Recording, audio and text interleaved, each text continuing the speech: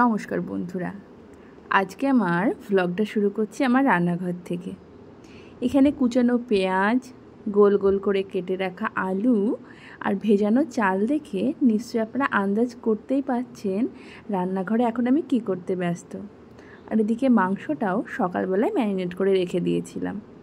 একদমই ঠিকই ধরেছেন, এখন বিরিয়ানি করব। বাজে এখন বিকেল 5:30। তো এখন থেকেই শুরু করছি। কেন করছি না করছি সেটা এখনই বলবো আপনাদের। আর এই যে বাইরে দুজন বসে আছে তাদের কথা একটু আপনাদের বলি। তার আগে একটু কাছে গিয়ে দেখায় তাদেরকে, তারপর বলছি।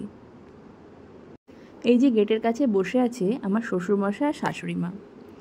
দুজন এখন বসে বসে গল্প করছে। দুজনের মধ্যে ঝগড়াঝাটি খুনসুটি হয়, আবার মিলও অনেক। মা যদিও সহজে রাগে না, মায়ের প্রচুর ধৈর্য, বাবা একটুতেই রেগে যায়। তো বাবা তো অনেক দিন থেকেই অসুস্থ, আপনাদের এর আগেও বলেছি। বাবা তো ঠিকঠাক হাঁটতে পারে না, বাবাকে হাত ধরিয়ে নিয়ে গেটের কাছে বসিয়ে রাখা হয়েছে। তারপরে মা বসে আছে, কারণ বাবা হঠাৎ আবার কখন ডাকবে না ডাকবে, সেই জন্য মা বসে বসে গল্প করছে। তো বাবা বিরিয়ানি খেতে চেয়েছে, তো সেই জন্য আমি এখন বিরিয়ানিটা বানিয়ে দিচ্ছি। আর এখন থেকেই শুরু করলাম, কারণ বাবা ওই 8:30টার দিকে খেয়ে নেয়। তো মাংস টাংস করে ভাতটা করে তারপর সেটাকে দমে বসাতে এসব করতে করতে অনেকটাই সময় লেগে যাবে। তো সেই জন্য ভাবলাম বিকেল বিকেল শুরু করে দিই।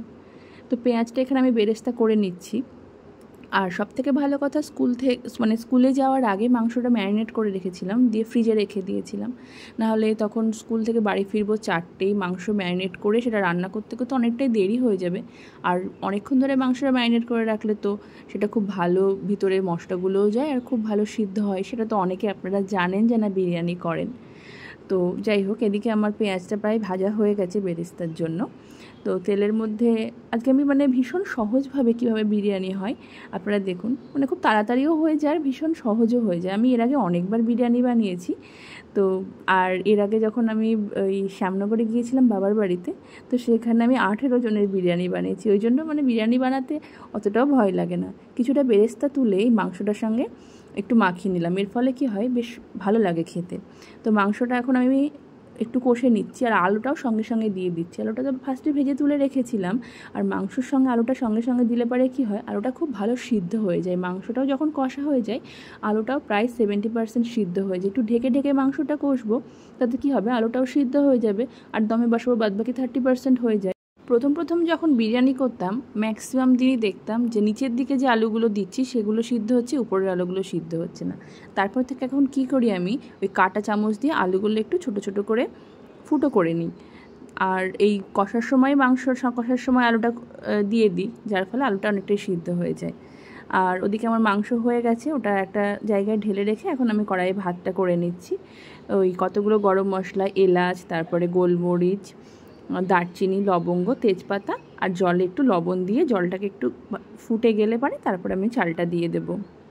জলে লবণটা দিলে কি হয়, ভাতটা যখন হবে ভাতটার মধ্যে লবণটা একটু ভালোভাবে মিশে যায়, স্বাদটাও বেশ ভালো। ভাতটা ওখানে বসিয়ে দিয়ে আসলাম, আর আমি এখন যাচ্ছি উপরে একটা ঘর আছে যেখানে সমস্ত বাসনপত্র, বিছানা টিছানা যেগুলো এখন লাগে না পরে কাজে লাগে সেইগুলো রাখা আছে। তো সেখান থেকে আমি যাচ্ছি বিরিয়ানির হাঁড়িটা আনতে। ওখানে রাখা থাকে, বিশেষ যেদিন যেদিন হয় সেদিনকে বের করা হয়, বাদবাকি টাইম ওই ঘরেই থাকে। তো সেই ঘর থেকে আমি এখন আনতে যাচ্ছি।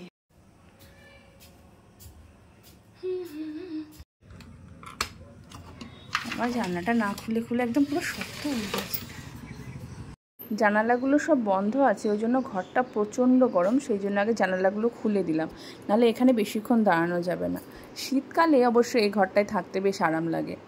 তো যাই হোক, ঝটপট করে এই হাঁড়িটা নিয়ে নিই, ওদিকে আবার ভাতটা বসিয়ে এসেছি, ভাতটা হয়ে যাবে। তো এই যে আমাদের স্টোর রুমে সব হাঁড়ি কড়াই যেগুলো পরে দরকারে লাগে কিন্তু সবসময় লাগে না, সেগুলো সব স্টোর করা থাকে। তখন বিরিয়ানির হাঁড়িটা নিয়ে নিই।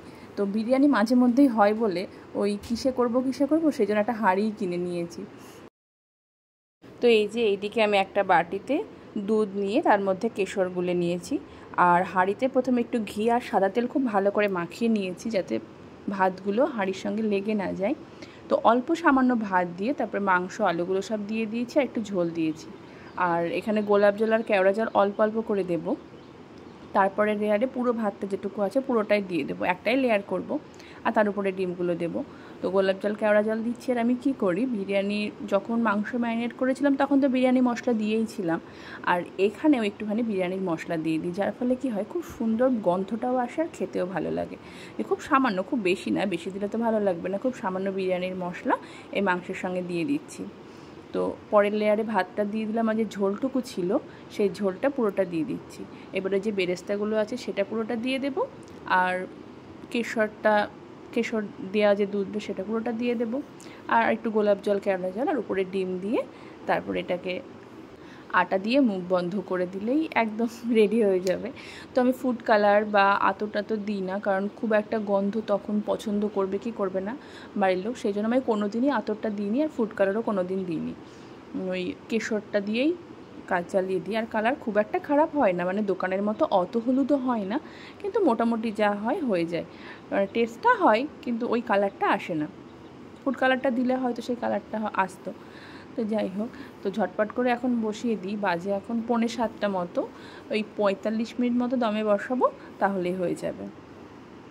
আর উপরে একটুখানি ঘি দিয়ে দিচ্ছি, ঘিটা গলেনি, গললে পারে চারিদিকে হয়ে যেত, অবশ্য তাপ লাগলে পুরোটা গলে মিশে যাবে ভাতের সঙ্গে।